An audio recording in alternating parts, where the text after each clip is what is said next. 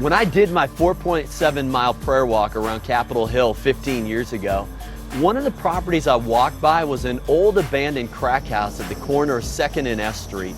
There were cinder blocks where the doors and windows once were.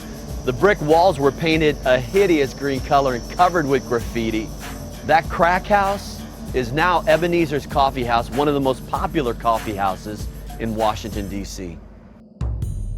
Well, welcome to Ebenezer's Coffee House. You know, I'd walked by this building hundreds of times, but one day in 1997, I was walking by and I had a thought. This crack house would make a great coffee house. I mean, after all, it's a block from Union Station and just 5 blocks from the Capitol. Well, it seemed like a crazy idea on one level. You know, first of all, no one on our staff had ever worked at a coffee house, and churches build church buildings, not coffee houses. You know, we had no business going into the coffee house business, but I felt like it was a God idea. Well, I honestly believe it was the still small voice of the Holy Spirit who dropped that thought into my mind. And the more I thought about it, the more it made sense. You know, Jesus didn't just hang out at synagogues. He hung out at wells. Wells were natural gathering places in ancient culture. In a sense, coffee houses are postmodern wells.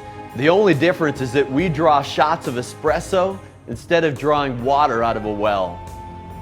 Well, the year after it opened, Ebenezer's Coffee House was voted the #1 coffee house in the Metro DC area. The performance space doubles as one of our 7 church campuses, and to top it off, every penny of our 6-digit net profit goes to missions. It's coffee with a cause. Well, God has blessed Ebenezer's, and it's an amazing story, but here's the backstory. We had to circle this property in prayer for 5 years before we finally purchased it. And it took another 3 years of praying through to rezone it and build it. But God answered those prayers on March 15, 2006, when we opened our doors on National Coffee Day.